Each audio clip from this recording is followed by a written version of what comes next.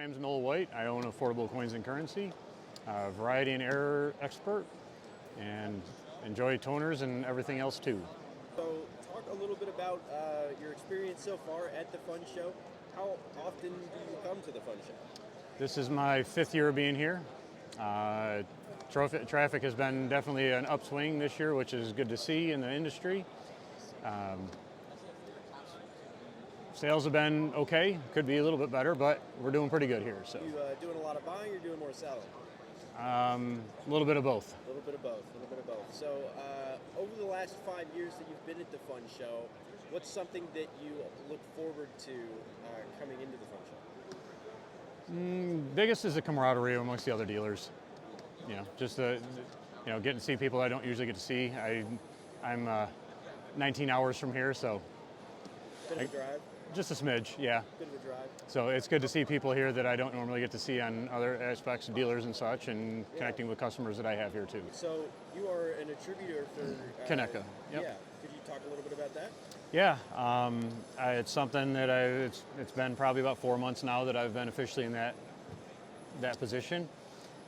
If you guys find new varieties that you think are new varieties and need somebody to look at them to see if they could be attributed, I'm one of those guys that you would be able to send those coins to. And if they are actually a legitimate new variety, they would go to a grading company and get attributed for that. Yeah, can you talk a little bit about like the company and what they do? Yeah, so CONECA it's a combined organization of Numismatic Error Collectors of America. There's roughly about 1,500 members currently into that group. It's a great community for discussion, for shall we say, pre-screening of things people find on their website. They have blogs there for people that have stuff that might want to get attributed or to just look at. So guys like me are on there to be able to look at pictures that people post and things like that. So it kind of weeds out some of the stuff that is just not a normal error variety. Yeah. Stuff like strike doubling and worn dies, things like that, where that just kind of gets weeded out. So people don't waste money sending us coins that inherently aren't going to be worth anything in the end. So it definitely saves a lot of people money that way. We're currently, I'm helping work on rebuilding CONECA's website, so that is up. Everything's not on there yet. It'll be up there. Hopefully in another couple months we'll have the bulk of it up there. So that is a good resource for people to be able to match pictures of coins they might have to see if it is actually a true variety. It's a good resource for that information. As we continue to build the website, it'll be even more of a good resource for people to access pictures for different types of error strikes, varieties, and it'll be 18th and 19th century and 20th century stuff. Could we take a look at maybe some of the cool stuff that you've got in the booth today? Yeah, absolutely. So a real fun one to start with, definitely this is a one of a kind. So this is a 1917 Lincoln that was struck through the obverse enough that you can see the reverse of the coin. So you can actually see the wheat stalks, the cents, and United on the front of the coin. Wow. So, yep. That's very unique. What does one of those run for? This is a couple $1,000s. Okay, you can see that obviously the back looks normal, the way it should. And you wouldn't even tell. Right. Yep. I can imagine how many times that it's just been passed Well, around without even anybody. You can see the grade on it, obviously, VG10. So this thing went through circulation for a while before somebody pulled it out and said, you know what, I think that's worth setting aside. Very cool. You know, so yeah, that's one of the pretty fun ones. One other one, actually right below it, this is a silver penny. Okay, huh? It's a 1960D large date I guess. penny that was struck on a dime planchet. Yeah. And in 1960, there were silver planchets for Yeah. dimes. So this is a 90% silver coin, silver penny. And there's probably not very Not- many of those. No, probably specific to the date, there's probably only maybe one, two, or two exist. There's multiples for different dates that are silver, but not too many per the same date. The mint at the time used 4 foot by 4 foot plastic crates, Okay. had seams in them, and they did not care gender specific when they were moving them from machine to machine to machine. So they would mix planchets that were quarter, nickel, dime, penny, blah. If they were struck, rimmed, whatever, they would move them around. So what happened in this instant is they had dime planchets that they dumped into the dime striking machine to strike dimes. One of these planchets got stuck in one of the cracks of the tote. They moved it over to penny planchets, dumped in a bunch of penny planchets, then dumped that into the striking machine. This dislodged went into the penny machine and got struck as a penny. This does not happen anymore because the mint has redesigned their mint. They no longer have those totes. It's a consistent conveyor system from the roll to striking. So there will be no more mixed metals like this. That kind of sucks, though. It does, but it makes these things rarer.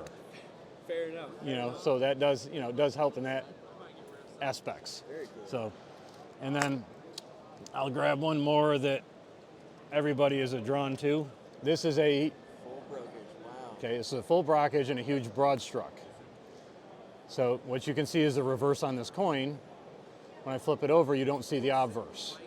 And the reason you don't is because this coin got stuck to the reverse die and multiple planchets came in and got struck over this coin, continuing to flatten it out. So if you look at the edge, it's kind of tough to look at the edge through a camera, but it is very thin. Yeah, it's been just. Okay, it's been pounded almost to paper thin. Yeah. And what happens with this is this disc came dislodged before this ring broke off, because the more it gets pounded in there, it'll eventually break that ring off, because obviously you have the rim of the die, Yeah. and it'll eventually break that off.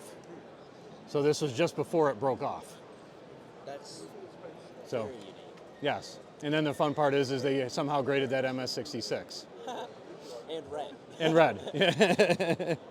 So you can actually see the zinc core of it coming out, obviously on both sides, because you have a copper outer and then you have the zinc interior of the coin.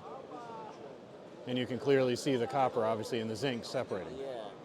That's very cool. So, It's like it's almost like a cross section, but yeah. a really brutal one. Yep. very cool. So, Okay, and then I do have another question. I Yep. notice you have a lot of annex slabs. Is Yep. there any particular reason why? So Annex has always been the only grading company to recognize new attributions and also recognizing a majority of all of the varieties. Okay. Okay, the other grading companies, even as we speak, do not recognize probably 70% of varieties. Really? So if you have a variety and you want to get it graded, you're going to send it to Annex, because they actually attribute, as I said, about 99% of the varieties. We're learning a lot over here. This is maybe the most enriching interview we've had so far. Thank you. If you've ever jumped in on one of my lives, you'll end up saying the same thing, like, I didn't know that, I can't believe I've learned this and learned that. Yeah, And that's one of the things about like errors specifically. There's so much little detail about like how this would have happened Yep. in that specific event. Like you're maybe one of 8 people who knows the thing about the crates. That's super cool. Yep. Very cool. All right. Is there anything else you want to plug before we bring it to a close?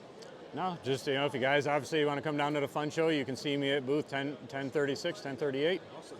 And also go follow him on TikTok and all that. Yeah, yep. Go pan up here for the. Yep, it's Affordable Coins and Currency on TikTok and Affordable Coins and Currency on Instagram.